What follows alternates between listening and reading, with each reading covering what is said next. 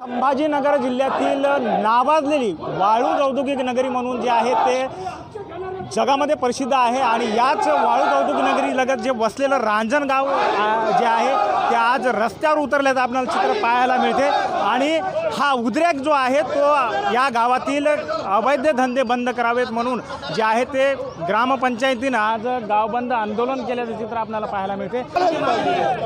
आमची मागणी अशी आहे की रांजणगाव शनपुंजी या गावामध्ये अवैध दारू, गुटखा, उघड्यावरती मांस विक्री, तसेच मटके, जुगार, सोरट, असे बुग्गी अशा प्रकारचे जे अवैध धंदे चालू आहेत हे बंद झाले पाहिजे। मागच्या 1 वर्षापासून ग्रामपंचायत प्रशासन आणि विविध पक्ष संघटनाचे सर्व प्रतिनिधी या ठिकाणी जिल्हा प्रशासनाला निवेदन देत आहे।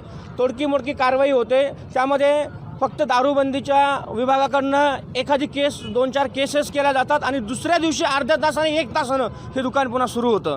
याच्या बाबतीमध्ये महिलांना प्रचंड त्रास आहे। मंदिर, मस्जिद आणि बुद्धविहार अशा चांगल्या चांगल्या महत्त्वाच्या धार्मिक स्थळाच्या ठिकाणी सुद्धा या दुकानं आहेत।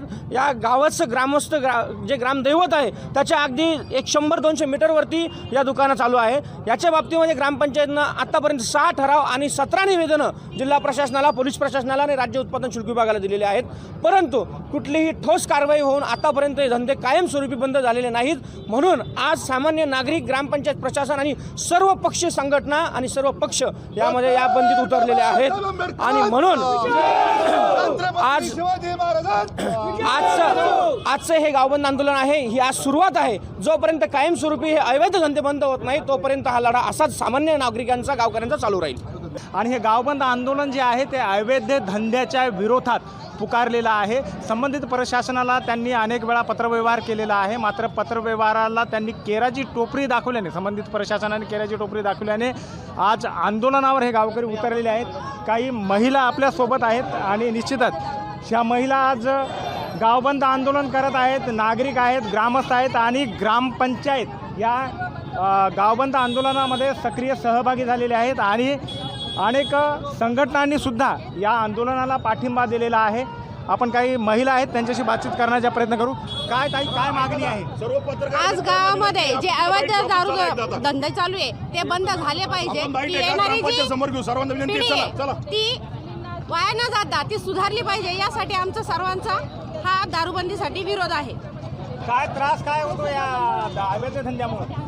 येणारी जी तरुण पिढी आहे ही तरुण पिढी वाया जात आहे, शिक्षणापासून दूर जात आहे आणि दारू त्याचबरोबर वेगळ्या प्रकारचे जे व्यसन आहे या व्यसनाला मुलं अधीन होत चालले आणि येणारी शैक्षणिक पिढी ही कुठेतरी धोक्यात असल्याची जाणीव आहे। कारण उद्याची जी भावी वाटचाल आहे ही धोकेदायक आहे। त्यासाठी हा अवैध दारू धंदा हा बंद झाला पाहिजे, यासाठी आम्ही सर्व महिलांनी इथं मोर्चामध्ये सामील झालो आणि हा मोर्चा यशस्वीरित्या पार पाडणार आहोत। शासन प्रशासनाकडे किती दिवसापासून ही मागणी होती? गेल्या बऱ्याच दिवसापासून आहे, परंतु शासनाने अजून त्याचं काही रितसर निर्णय घेतला नाही। त्यासाठी आम्हाला रस्त्यावर उतरून हा आंदोलन करावं लागतंय। निश्चित आपण पाहतोय की अनेक वेळा जे संबंधित राज्य उत्पादन शुल्क असो, पोलीस अधीक्षक असो, तहसीलदार असो, संबंधित पोलीस प्रशासन असो, याकडे जे आहे ते अनेकदा या महिलांनी आणि ग्रामस्थांनी, ग्रामपंचायतींनी पत्रव्यवहार केला होता, मात्र पत्रव्यवहाराला संबंधित प्रशासनाने प्रतिसाद न दिल्यानं जे आहे ते या गावकऱ्यांचा, ग्रामस्थांचा आणि ग्रामपंचायतीचा उद्रेक जो आहे तो रस्त्यावर पाहायला मिळतोय। काय मागणी आहे? आज जे काही अवैध दारू विक्री चालू आहे किंवा ते सरवट वगैरे काय जे अवैध धंदे चालू असतील ते सर्व बंद व्हावे हीच आमची अपेक्षा आहे आणि हे कायमस्वरूपी बंद व्हायला पाहिजे। आम्ही जेव्हा रस्त्यावरती उतरले, आज मोठ्या संख्येने खरंच खूप महिला रस्त्यावरती उतरलेल्या आहेत, कारण हा त्रास महिलांना खूप जास्त प्रमाणात होतोय।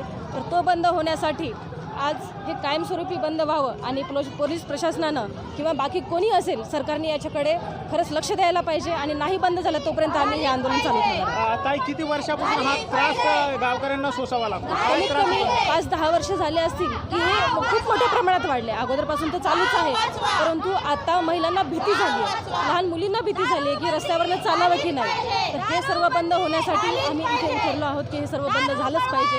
रस्त्यानं महिलांना सुशिक्षित वाटलं पाहिजे किंवा आम्ही सुरक्षित आहोत हे वाटलं पाहिजे। निश्चितच हा जो उद्रेक आहे तो ग्रामस्थांचा, ग्रामपंचायतीचा उद्रेक आहे आणि निश्चितच गावातील अवैध धंदे, बोकाळलेले अवैध धंदे बंद व्हावेत याकरिता जे आहे ते नागरिक ग्रामस्थ आणि ग्रामपंचायत जी आहे ती रस्त्यावर उतरल्याचं चित्र आपल्याला पाहायला मिळतं आहे. काही दिव्यांग बांधवसुद्धा या परिसरातले जे आहेत ते रस्त्यावर उतरलेले आहेत, या आंदोलनामध्ये सहभागी झालेले आहेत. दादा, काय मागणी आहे?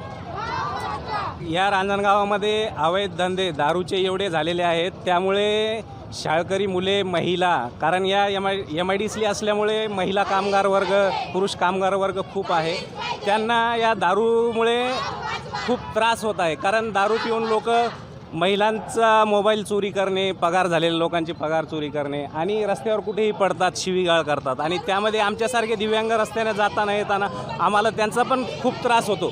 आणि मागणी काय?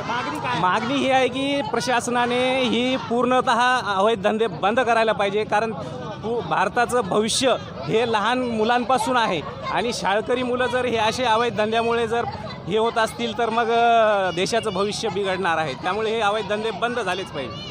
नागरिक जे आहे ते या आंदोलनामध्ये जे आहे ते सक्रिय सहभागी झालेले आहे आणि निश्चितच अनेकदा संबंधित प्रशासनाला पत्रव्यवहार ठरावाच्या कॉप्यासुद्धा पाठवून संबंधित प्रशासन जागी न झाल्यानं आज ग्रामपंचायतीचा उद्रेक जो आहे तो अवैध धंद्याच्या विरोधात रस्त्यावर उतरल्याचं चित्र आपल्याला पाहायला मिळतं. न्यूज स्टेट महाराष्ट्राकरता मी गजानन राऊत, थेट वाळूज औद्योगिक नगरीतील रांजणगाव शेणपुली परिसरातून छत्रपती संभाजीनगर. आपके मोबाइल पर तुरंत आएगी ब्रेकिंग न्यूज, स्क्रीन पर सबसे पहले दिखेगी बड़ी खबर, देश दुनिया की हर खबर एक जगह। अब आपके मोबाइल पर तुरंत फटाफट इंस्टॉल कीजिए न्यूज नेशन ऐप और रखिए खुद को अपडेट।